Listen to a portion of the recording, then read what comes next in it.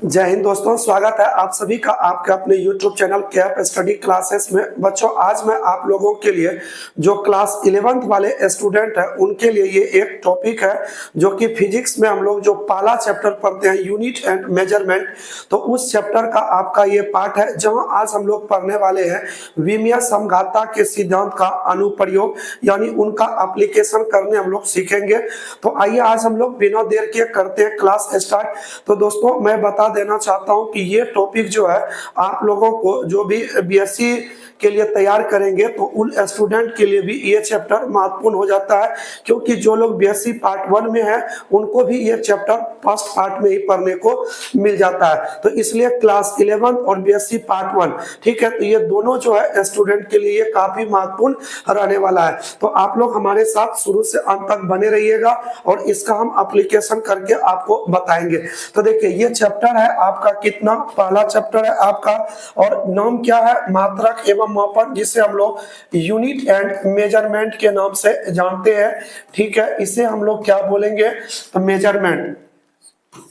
ठीक है, तो यूनिट एंड क्या बोलेंगे, मेजरमेंट के नाम से जानते हैं, जिसमें हम लोग पढ़ने वाले हैं क्या, तो विमीय समघाता के सिद्धांत का अनुप्रयोग। इनका कुछ अनुप्रयोग है, उनके बारे में पहले हम लोग सुन लेते हैं।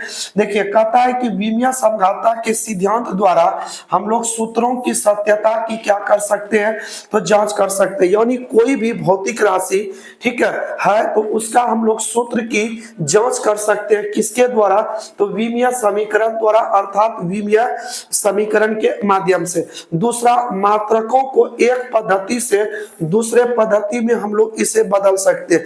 जैसे आप लोग मात्रकों का विभिन्न पद्धति जानते होंगे, जैसे एफपीएस, सीजीएस, एमकेएस, एसआई, ये सभी मात्रक का अलग अलग पद्धति है, सिस्टम है। तो एक पद्धति से दूसरे पद्धति में हम लोग इन विमीय समघाता के सिद्धांत द्वारा बदल सकते हैं। और तीसरा पॉइंट की बात करें, भौतिक राशियों को भी हम लोग ज्ञात कर सकते हैं, अर्थात सूत्र को भी हम लोग प्राप्त कर सकते हैं, किसके द्वारा, तो विमीय समघाता के सिद्धांत द्वारा। देखिए, अब बात आ रहा है विमीय समघाता, ये बार बार टॉपिक आ रहा है, तो बस विमीय समघाता का सिद्धांत यही कहता है कि किसी विमीय समीकरण में यदि प्रत्येक पद की विमा समान हो जाती है तो वो विमीय समघाता के सिद्धांत को लागू कर देता है। अर्थात विमीय समघाता के सिद्धांत को हम कह सकते हैं कि किसी भी भौतिक राशि का जो विमा होता है वो दोनों ओर क्या होगा, समान होगा। तो इसी को हम लोग क्या कहते हैं, तो विमीय समघाता का सिद्धांत कहते हैं।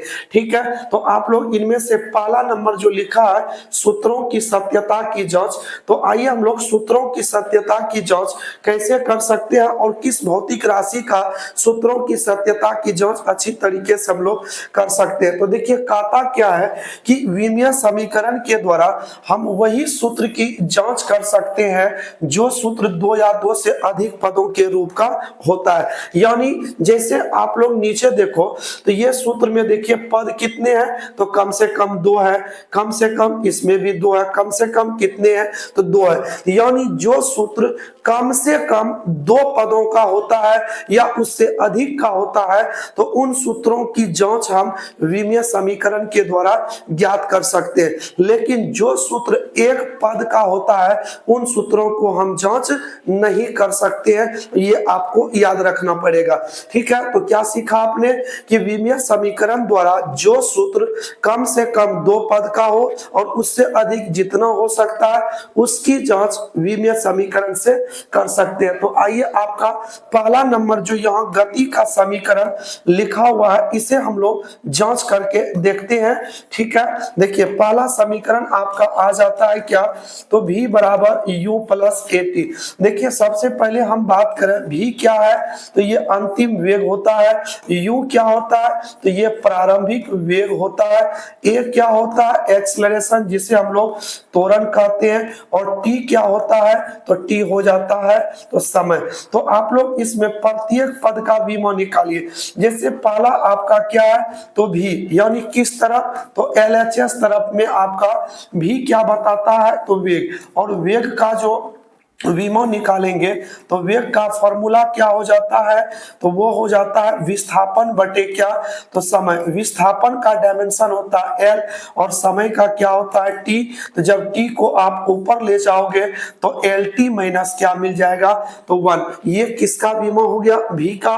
किस ओर, तो LHS तरफ। यदि हम इसी तरीके से RHS में बात करें तो RHS में दो टर्म है, एक आपका क्या U, तो U का भी विमो इसके साथ बराबर होना चाहिए। तो u भी आपका क्या है, तो वेग है। तो वेग बराबर क्या परे हो, तो विस्थापन बटे में क्या, तो समय। इसका भी विमो देखिए क्या निकल के आ रहा है, तो विस्थापन L हो गया, समय आपका T हो गया। तो जब हम T को ऊपर ले जाएंगे तो LT माइनस क्या मिल जाएगा, तो 1। तो देखिए इसका विमो u के बराबर हो गया।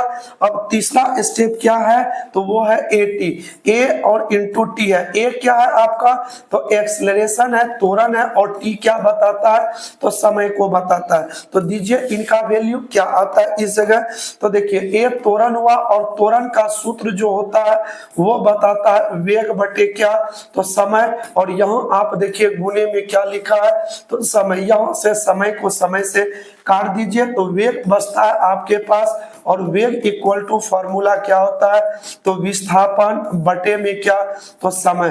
तो इनका विमो क्या हो जाएगा L, इसका हो जाएगा T। जब ये ऊपर जाएगा तो LT माइनस 1 हो जाएगा। क्या इसमें जितने भी टर्म है क्या प्रत्येक पद की विमा बराबर निकली, तो बिल्कुल। आप LHS में भी का देखें तो LT माइनस 1 निकला।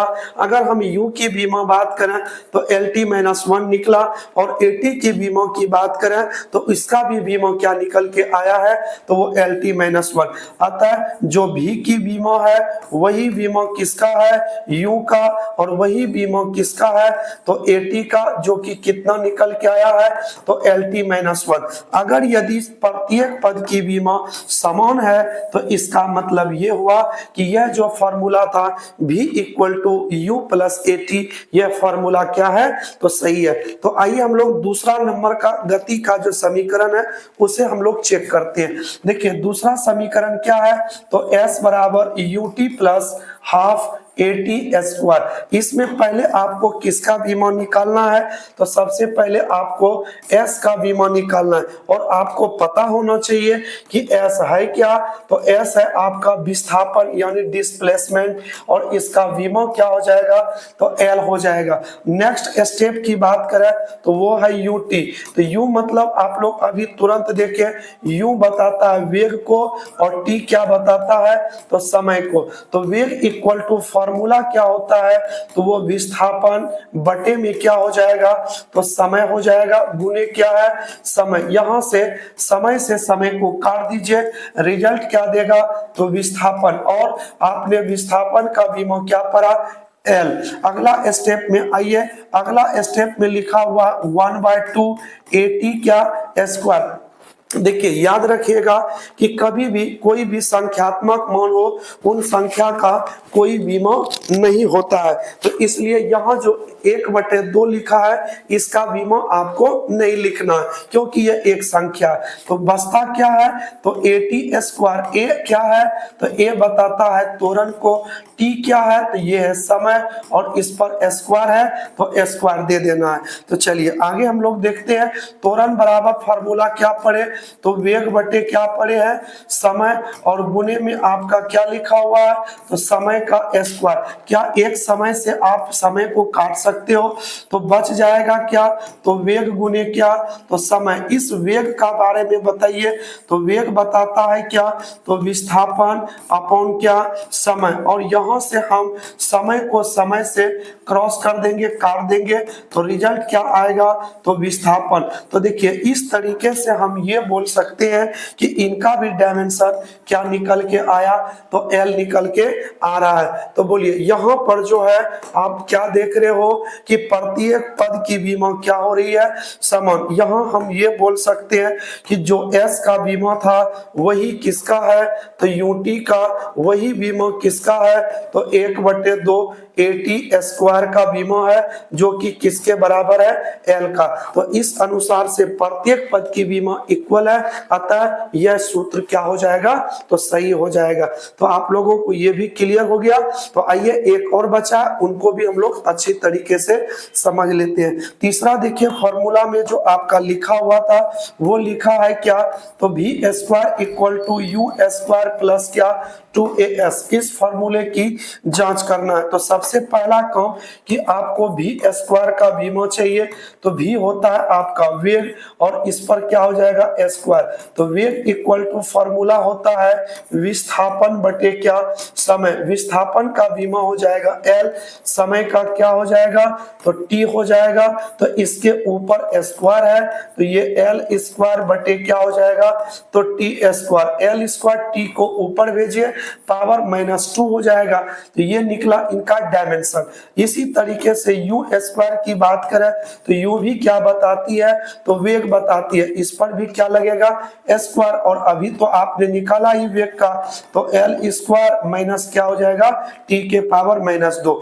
अगर तीसरा स्टेप की बात करें तो तीसरा स्टेप क्या है, तो तीसरा स्टेप है 2AS। 2 को आप छोड़ दीजिए क्योंकि ये संख्या है, बचता है A इंटू S। S को हम लोग विस्थापन और A को हम लोग क्या कहते हैं, त्वरण कह देते हैं। तो जल्दी से बताइए, त्वरण बराबर आप लोग फॉर्मूला क्या पढ़े हो, तो ये पढ़े हैं वेग बटे क्या समय मल्टीप्लाई विस्थापन को क्या करिए, रहने दीजिए, आगे बढ़िए। यहाँ से वेग जो है एक बार और इनका फॉर्मूला तोड़ दीजिए, तो विस्थापन बटे में क्या हो जाएगा, तो समय। तो यहां ध्यान दीजिएगा, वेग का विस्थापन बटे समय, एक समय और पहले से लिखा हुआ है, गुने ऊपर में क्या है, तो विस्थापन। तो ऊपर देखिए आपको विस्थापन 2 मिल रहा है तो L स्क्वायर बीमा, समय 2 मिल रहा है तो T स्क्वायर। तो L स्क्वायर T के पावर -2, इसका डायमेंशन निकल के आ जाएगा। तो क्या यहाँ पर आप देख पा रहे हैं कि प्रत्येक टर्म का बीमा क्या हो रहा है, तो समान हो रहा है। जो V स्क्वायर का बीमा है वही U स्क्वायर का है, वही बीमा किसका है, तो 2AS का। तो इस तरीके से आप क्या देखें कि अगर प्रत्येक पद की बीमा समान होती है तो वो सूत्र क्या माना जाता है, सही माना जाता है। तो दोस्तों आप लोगों को ये चीज अच्छी तरीके से समझ में आ गया होगा। तो चलिए मिलते हैं नेक्स्ट क्लास में, इसके पॉइंट नंबर 2 को लेकर डिस्कस करेंगे। तो मिलते हैं नेक्स्ट क्लास में, तब तक के लिए दीजिए इजाजत। जय हिंद दोस्तों।